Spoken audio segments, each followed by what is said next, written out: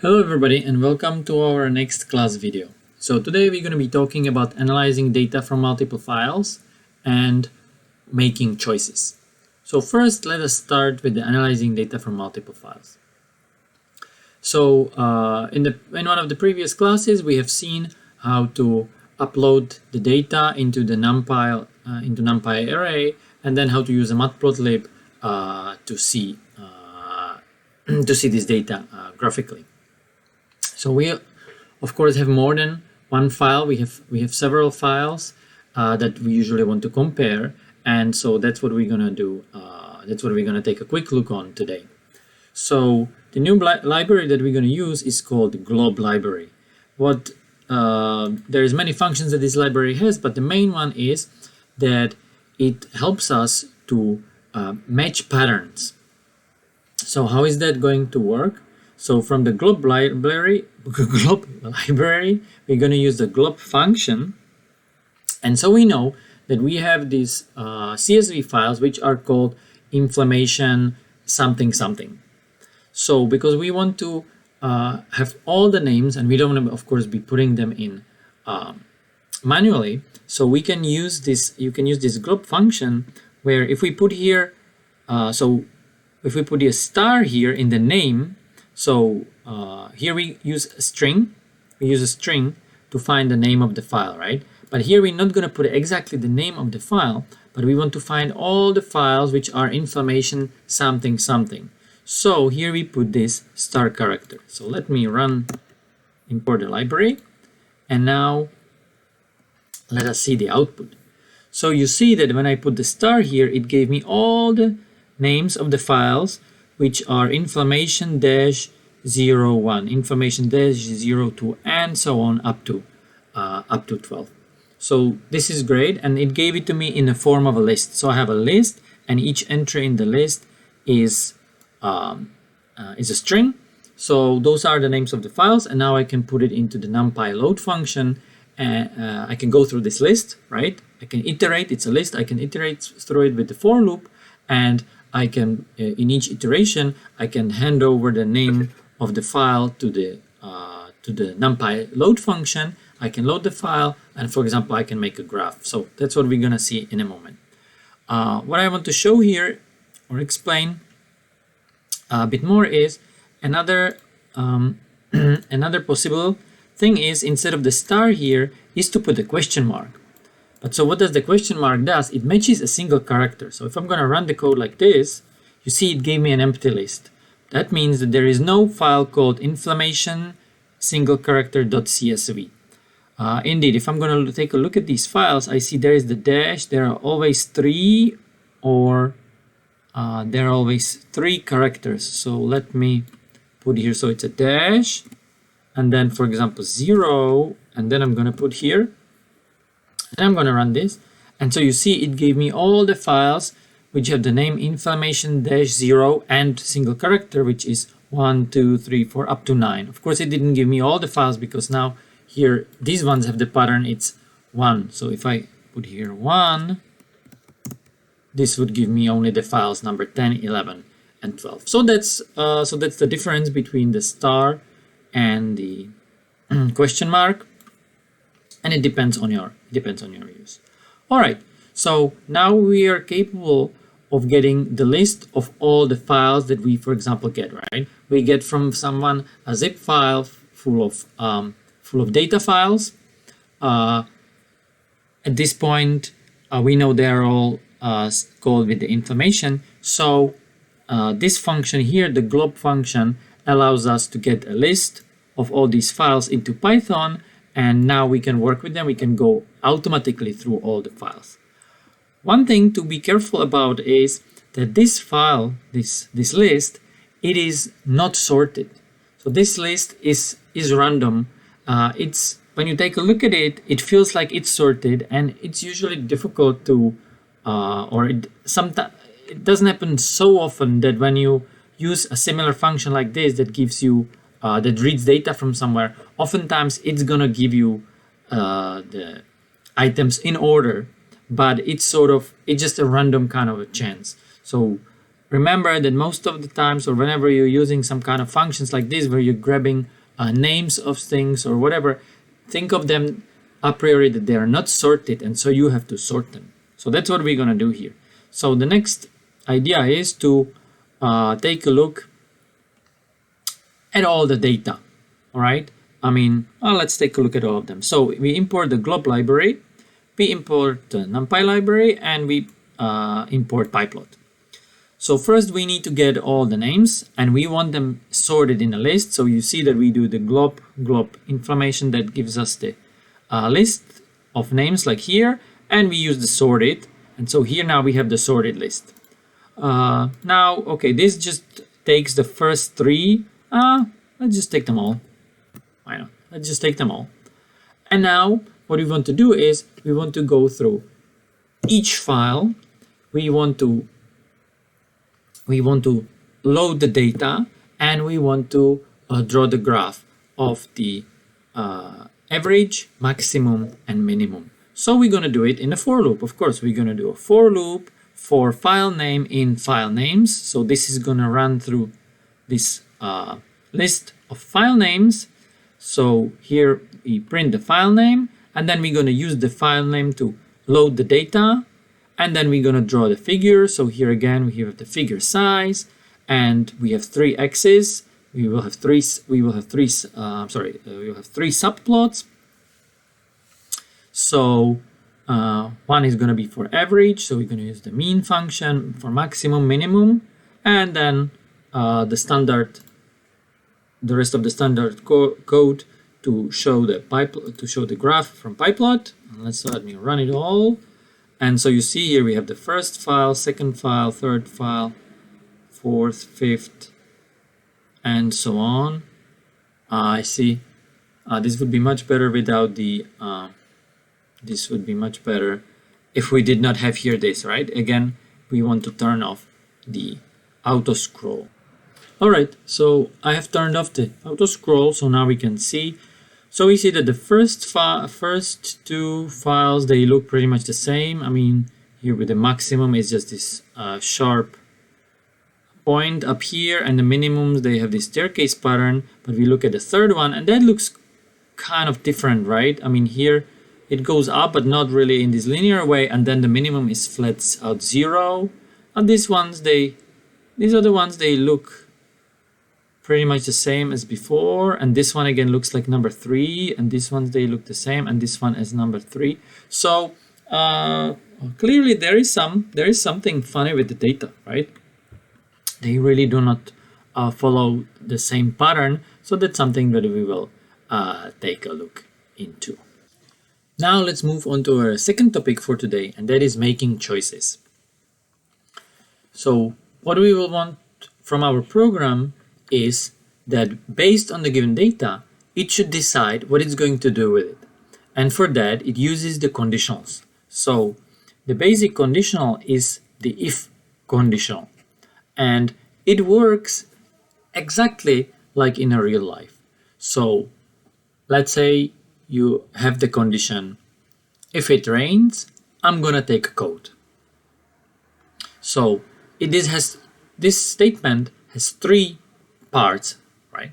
There is the if, that's what it makes it, the if, the conditional. Then it rains, that's the condition.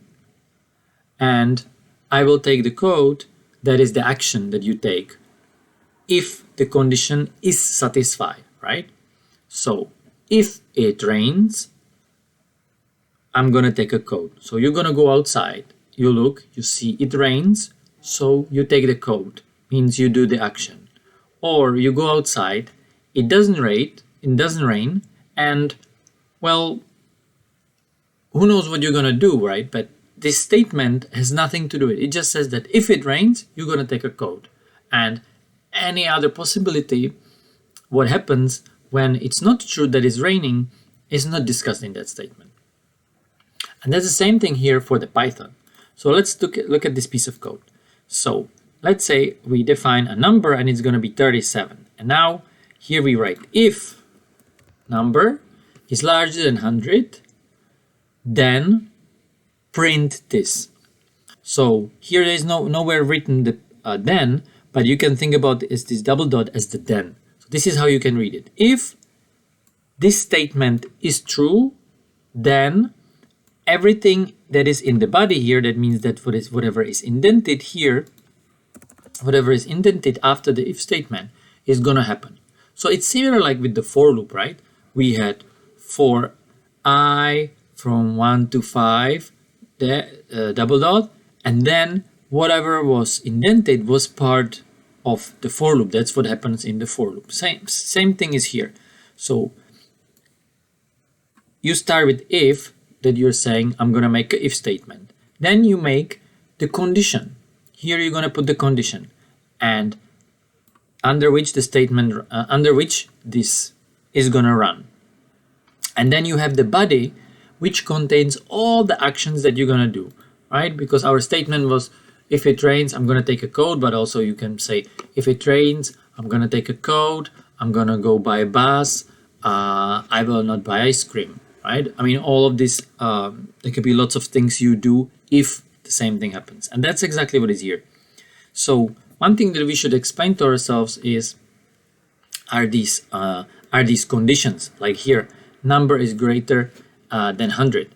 So conditions for computers or for mathematics are either true or false. Unlike in real life where you can debate whether it is partially truth or it's sometimes truth or depends on a point of view. No, for computer, a condition is either satisfied, that means it's true, or it's not satisfied, and that means it's false. Not true, it's false. And so the if statement, so if we read it in a detail, so that says if condition is satisfied, this is gonna run whatever is in the body. Otherwise, nothing. There is no otherwise. At this point, we're gonna develop that. So if I'm gonna run this piece of code, you see it did nothing. How come it did nothing? Well, because here it says if number is larger than 100, then print greater than 100. But here number is 37. So yeah, there is nothing, there is no code. I mean, this code ran, but it wasn't supposed to do anything. So it didn't do anything. So let's see if it really works. So here we put 137. That is larger than 100. And you see now it printed greater than 100. So if number is larger than 100, then it printed that. All right. So that's the most simple way how you can use a if statement.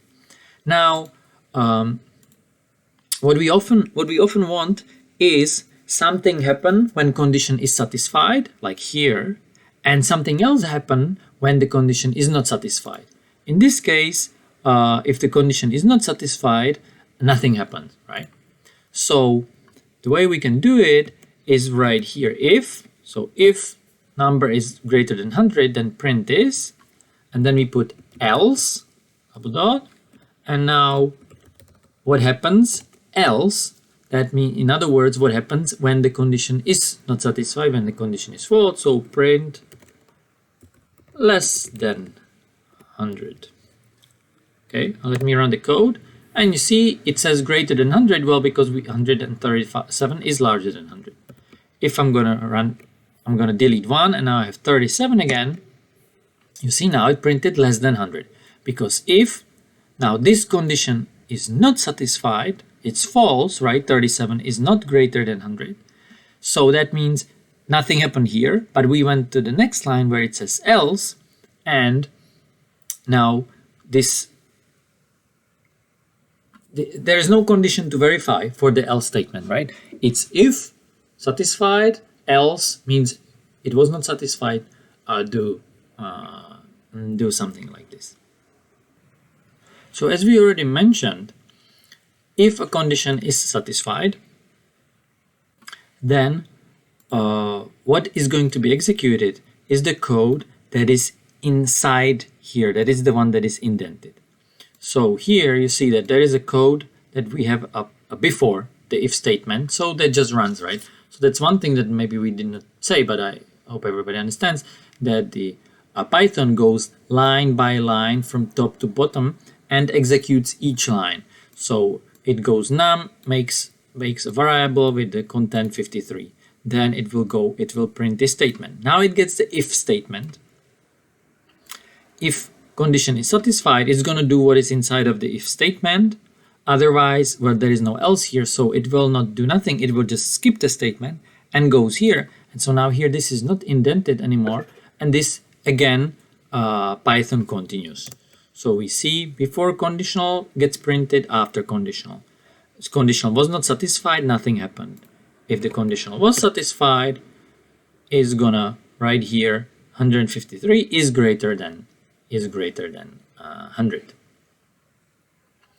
Now, oftentimes you want you're not only in the situation that you have the condition it is satisfied or not. Maybe there are several possibilities, like if you buy tickets, right? So then the price depends if you're a child, if you're an adult, or if you're an elderly person, right? So if we created a program like that should print us the price for the person, then depending if we're gonna give them that you're a child or an adult or an elderly person, it should print something different. It should give us a different price, right? So for that we use this else if statements. So now let's create a number. Number is -3, and now the condition is if number is positive, right? Greater than 0. That means if number is positive, then print number is positive. Else if, that means if this condition is not satisfied, however another condition is satisfied, that is num is equal to 0, print that it is 0.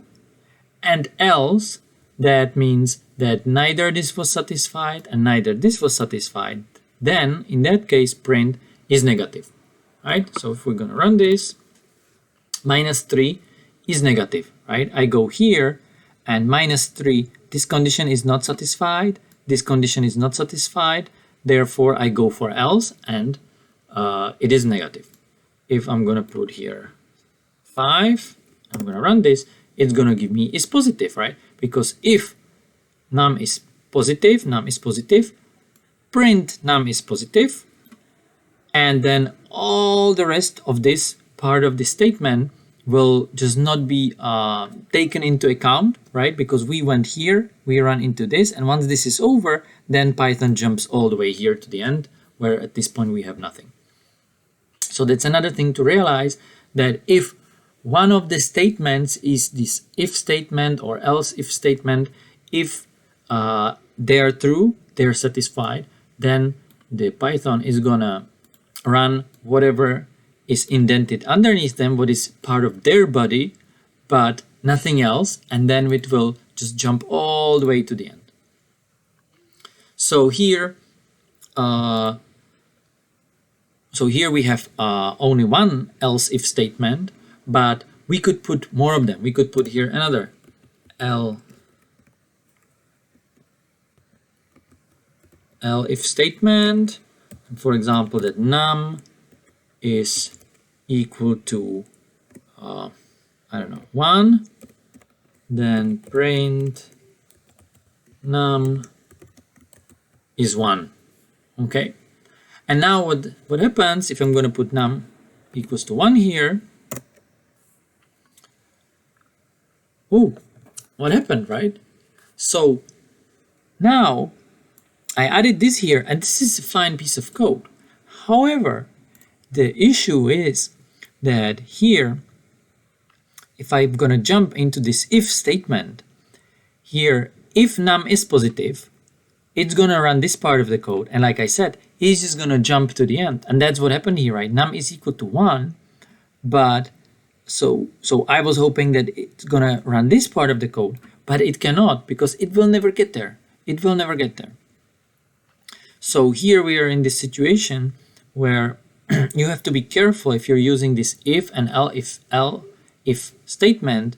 Really, these statements here, they have to be true when this statement here is false. Here the problem is that both statements can be true, right? If num is 1, it's both positive and it's both equal to 1. So whichever comes first is going to be run by the Python, and the other is going to be ignored. Anyways, still that does not mean, so we have cases where okay, not for numbers right now, I don't want to show it here. We're gonna get to this later, where so we can change these, we can chain these, we can put several else if statements, no problem. But the point is that they all have to be disjoint in a sense, right? They cannot be happen that this one and this one are true at the same time, because then only one of them will run. So now maybe what you have noticed, and what might be a bit confusing for you, is this double equal sign. So there is a big difference between if you put two equal signs after each other and a single equal sign. So in math they are equal signs, but for Python they are not equal sign. For Python, this symbol for Python, this is an assignment. So this is what we've been using. Create a variable A, assign it with number 5. Create a variable B, assign it with number 6. Or take B and reassign it, right? Now B we already have, reassign it number 8. So this is an assignment symbol. It's not equality symbol. So these statements here, what do these statements do? They assign a variable some value. This statement here, it's a comparative statement, and that says that A equals B, right? And so it is a comparative statement in a sense that such a statement now is either true or false, right? Depending on who A and B are, either this statement is true or is false. And if we run Python, you see now it says false. Indeed, because A is 5 and B is, first it was 6, but then we changed it to 8. So they are not the same, right? So, but this whole statement, this whole thing is a statement like this: it rains, and so it's either true or false. So in this case it's false, but if I'm going to change this here to 5, now it's going to become true. So now it's a true statement, and this is what you can use in these if-else statements. So you can use it as the condition, right? The condition is if A equals, for example, like here, sorry, I delete this one. So if number is equal to 0, so depending on what num is, well, now num is 1, so this statement is false, right? Num is not equal to 1. If we put num is equal to 0 and we run this, we get 0 is 0. And again, here you see we get into the if statement. It says if this condition, well, 0 is not larger than 0, so this is false. It will not, so Python will ignore this. Now there is an else if. Now here 0 is equal to 0, and so the Python will print or do whatever is in the body, here. So be careful. About that. So here we say that we already have this statement for a comparative statement. So num is larger than 0 or num is smaller than 0. And now here we can have also A is equal to B. And as we will see, I mean, these comparative statements, they work also for other types of data. So without going into too much detail, so for example, I mean, here A could be, we can compare strings. So I can put hello, and here I can put hi. Let me run this, and you see this is false because A is not the same as B. So hello is not hi, apparently. How about this? Also it's different, right? I mean, there is the capital H, and now it is true. Hello is hello. So you can use this kind of conditionals these conditions here in the if statements, not only for numbers. And most of the time we will not be just comparing numbers, but we will be comparing objects in Python. Is this object that object or not? There is going to be a bit more depth into it as well, but so at this point just take this. The most important part of information is that you use this double equal sign that in Python means equal, and it's the condition that either is satisfied or is not satisfied. Now we can also sometimes we want to put more conditions at the same time. For example, like here. So if 1 is greater than 0 and minus 1 is greater than 0, so here we can chain the conditions together using and or, right? So you should know this. You should know this from math. So this, if you take this is one condition, true or false. It's not really important at this point. And here is another condition, true or false. And if your total condition is that both have to be satisfied, like if it rains and it is Wednesday, then I will take a bus. Right? So the statement, so the whole condition is it rains and it's Wednesday. So if it doesn't rain, the condition is not satisfied. If it rains, but it's Thursday, still the condition is not satisfied.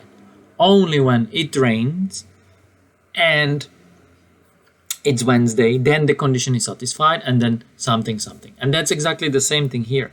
So this statement, the Python here will print both parts are true only if both parts will be true. Otherwise, it will always say that at least one part is false. So if we're going to run this, it says at least one part is false, right? And that's clear because, so here 1 is greater than 0, that's satisfied, good condition, it's true, but minus 1 is not greater than 0. But we can change it, for example, like this. Now minus 1 is less than 0, and now we see both parts are true. Now here we could go back to this, here we can put 5 and 6, and so if we put that our minus 6, and if we put that A is greater than 0 and B is smaller than 0, sorry, I didn't run this, I'm gonna run this, and now it says both parts are true, right? Because here we said we assigned A is 5, B is minus 6, so this is false, they're not the same. And here A is greater than 0, yes, it's 5 is greater than 0, and minus 6 is less than 0, so both parts are true. But what if I'm gonna make this minus 5? Then, as you can see, at least one part is false, indeed, because B is still less than 0, so it's true, that's good.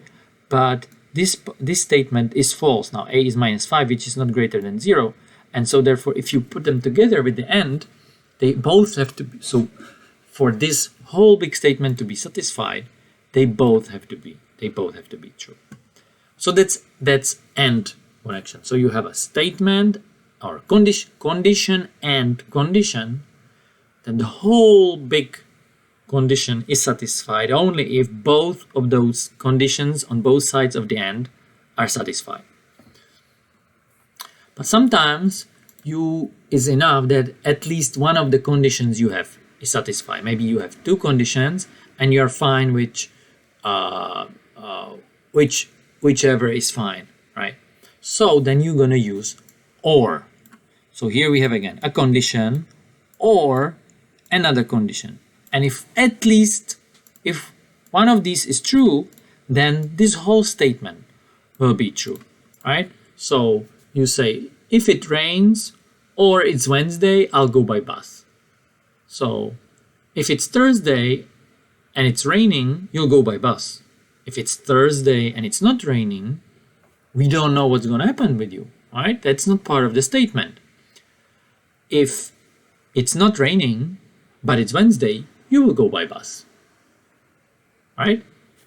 So that's the or. So or for the whole statement, when when you have two statements and you connect them with OR, the whole big statement is true if at least one of them is true.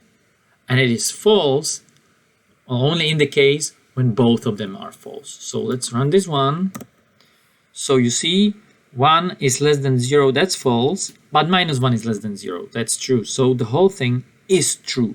So the whole thing is true and it ran. But if I put this one here now, this is false and this is also false, so it's not gonna do anything. All right, so this true and false, they are booleans. We call them booleans. It's another type, like we have integer, string, array. So we have a boolean type. Boolean type has only two values, true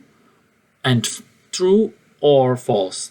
And every statement or every boolean variable, it has to be either true or false.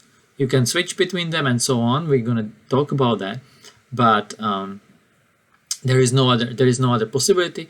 Another way how to think about it, usually false is represented by 0 and true by 1.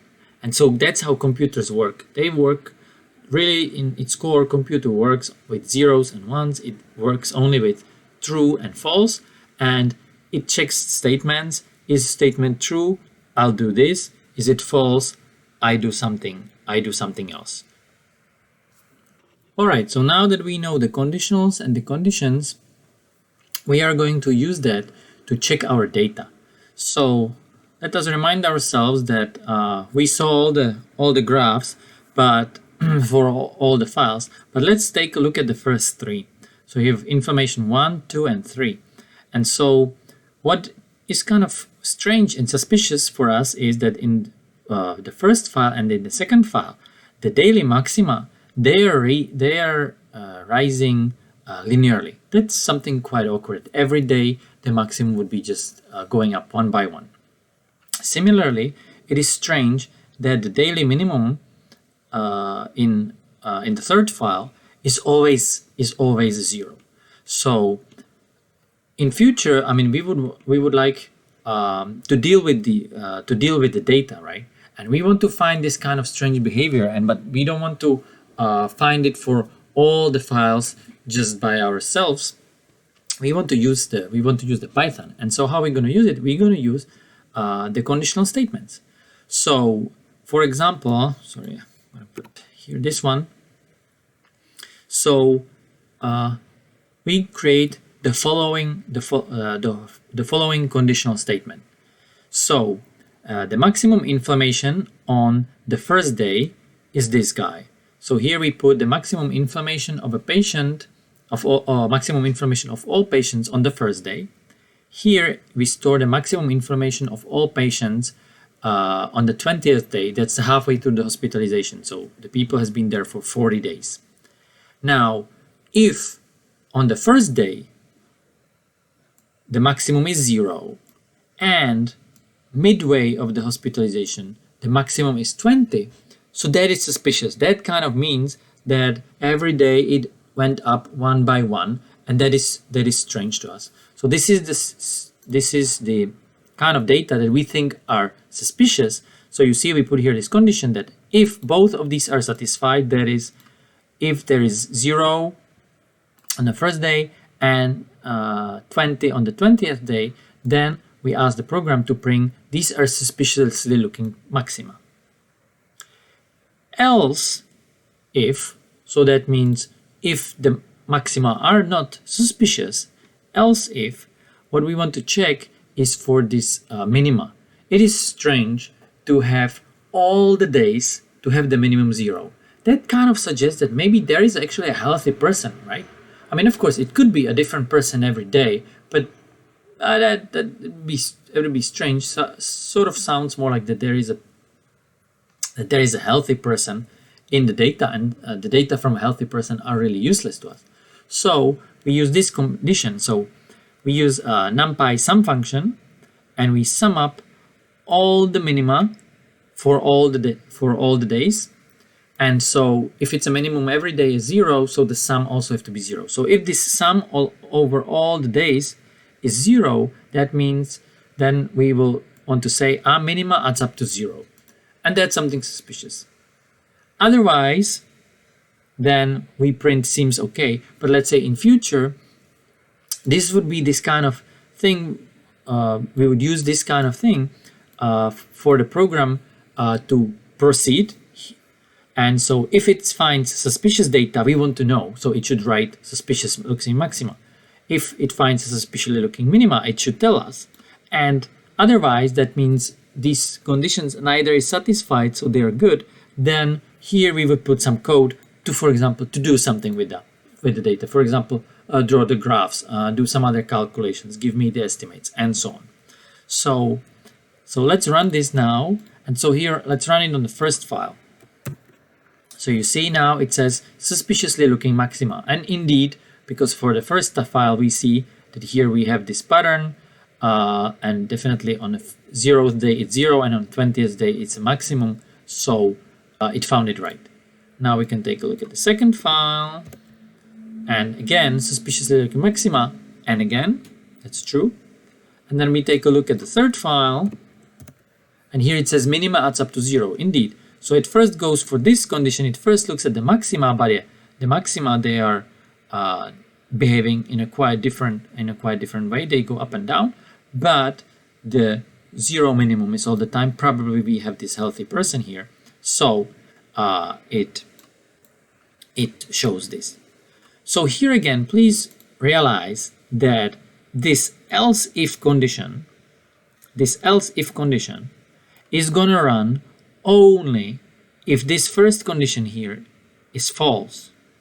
So if we had a combination of data where would be the suspicious maxima, and also there would be the minimum daily would be 0, this program here would again, it would print only suspiciously looking maxima. Okay?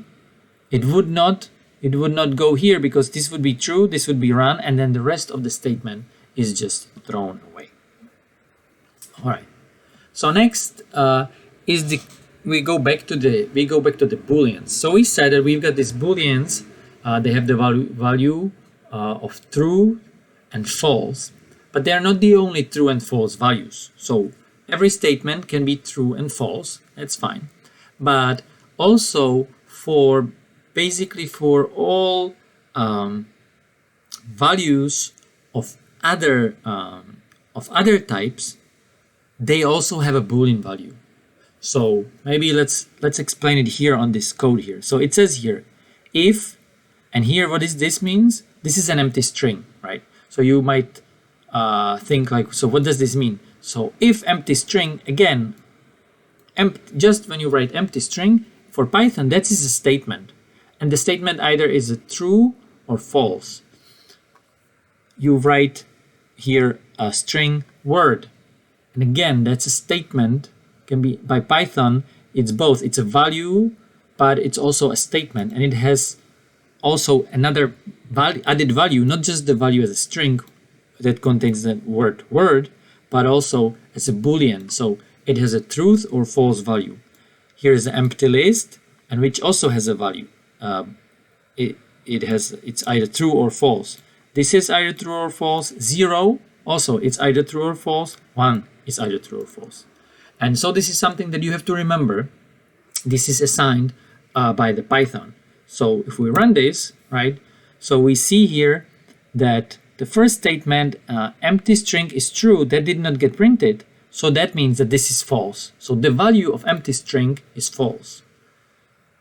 The value of word is true. Yeah, here is word is true. So the value of word is true. So, or in other words, empty string has false value, and in non-empty string has truth value. Same is with the list. Empty list didn't print here. Empty list, its value, its Boolean value is false. If it's a list that contains some stuff, its value is true.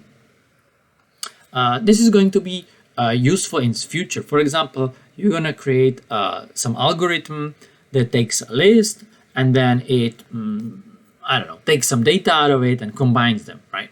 Now, in the beginning, usually you would want to test whether the list given for your algorithm is empty or is not, right? The issue, of course, is that lots of programs, if you give them a wrong data, like they're expecting a list of things and then they get an empty list, they might throw out an error. Of course, this is a mistake of a programmer who should have first put there this kind of a safety where first he checks that the program really gets what it needs. And so indeed, we could put there a condition like if a list is empty, then error, or then don't run the program, and if it's not empty, then run the program. But actually, this makes it much simpler. You just put if, there if list, and then run the program. And so you know that if the list is going to be empty, this is false, and the program will not run. And if the list is not empty, it's going to be true and it's going to run. So same is for the integers. So the only false integer is 0. Any other integer, -5, is true. Okay, -5 is true, 4 is true. So only 0 is false. Everything else is true. So another thing is that oftentimes it's useful not to verify whether the condition is true, but sometimes it's useful to verify whether the condition is false. Or in other words, sometimes it's kind of what we want is kind of a negative condition, right? So you say, for example, if it's not raining, then I will go out, right? And so what you are verifying is not just the raining, you're verifying the statement not raining. If it's not raining, then I will not go out. Or if it's not raining, I will go out, or whatever. So we like this. It's quite useful to verify this, let's say, a negative conditions which start with the not. And the same thing you can do in Python. For that you have this word not. So here it says if not, and now we are not interested. So now this code will not run if this statement is true.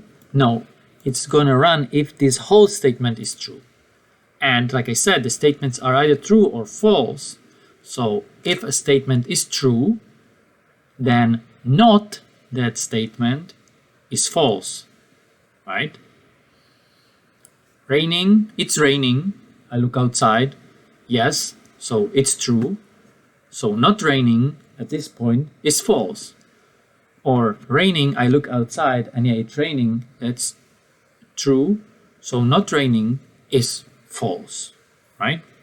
So here we have, so take a look at these two statements. So here I have 1 is larger than 0. That's true, right? I mean, that's true. And now this says if not true. If not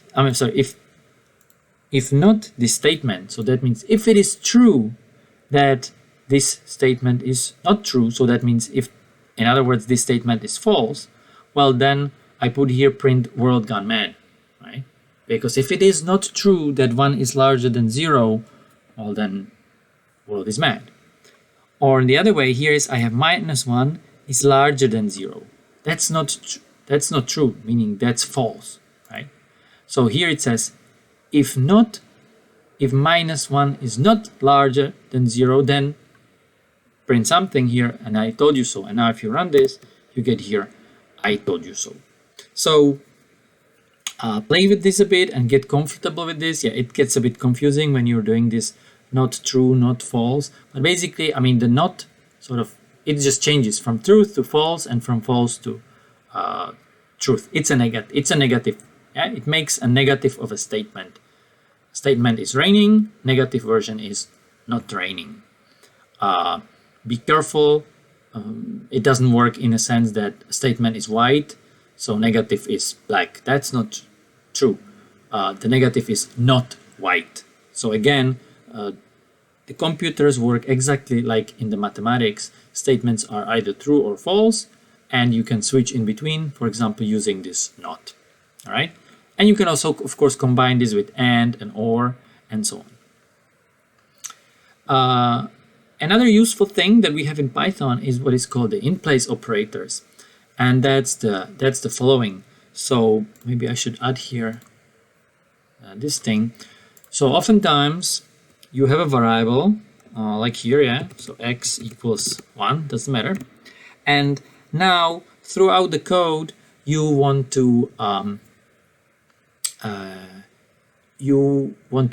something to it. So for example, x is a count of the eggs you have in the fridge, and you come home and you bring 10 new eggs, so you would want to add 10 to x. So how you would do it? Well, what you want is to do x plus 10, but you want to still keep the same information, how many eggs you have in x. So in math, right, that would be a problem. You could not write in mathematics, if you wrote this would be a nonsense. And we are getting back to the fact that here, this operator here, it does not mean equality. It does not mean equality. It's an assignment. So it says to a variable x, assign the value of x plus 10. And Python is smart, or it works in this way, that it does not, so it rewrites the x with, but here it uses a new x, sort of, and here it uses the old x. So you don't have to worry. So now I'm gonna put here print x. So you see it gave us 11. So x was 1, and here in this step, I again assigned x with x plus 10, and here x was 1. If I'm gonna now do x equals x plus 20, I get 31, right? Because in the first step, x was 1. In the second step, x became what it was before, 1 plus 10. So it now, after this line of code, it's 11. And now it's 11 plus 20, it's 31.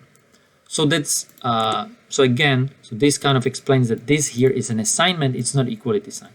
And the same thing works, for example, with multiplication, right? So, or anything else. So it's quite fine to have x on both sides, because you are not really creating equality. You're assigning to the variable here something what is here, but here x is the variable. Here, the way you can understand it, here it's the x, the variable, the pointer to some place, and here is the value of this thing. So the value here, it changes after you do this calculation. So you will not lose everything. But anyways, so the point with the in-place operators is that, I mean, we do this kind of things quite often. So instead of writing the x twice, we have a different syntax. So for example, if I want to take x and I want to add 2 to it, I would not write x equals x plus 2. You see, I said equal, that's wrong. I should say x assign x plus 2. I will not write this line of code. I'm going to write this. I write x plus equals 2, x plus assign 2, and this tells Python add 2 to x. Yeah. Similarly with the multiplication here, I'm going to put star. So this says x star assign 3. So this is going to multiply x 3 times. So yeah, here we can put another print x. Now if we run it, so you see it's 3 and 9. I'm going to delete this. And what's going to happen is, you see 1133. I'm going to run this again, and run this again, and run this again. And so now you see right here, now the value of x is now 969. And in this step, it should add 2.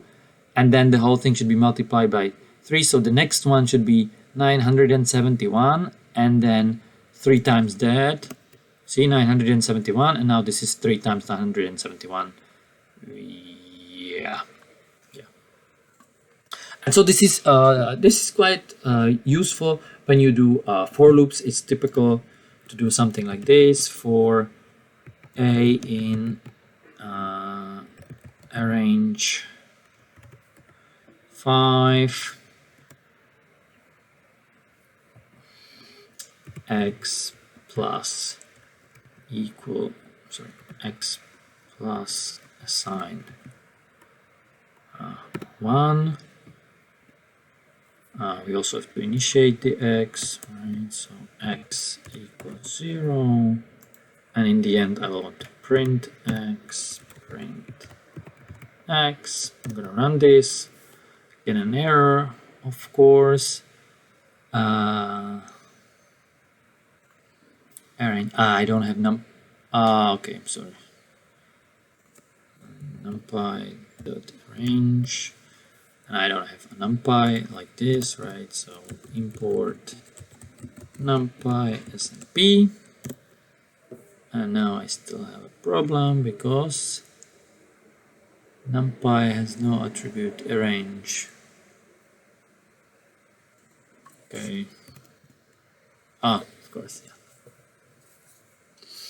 Yeah, it's a single R. Arrange.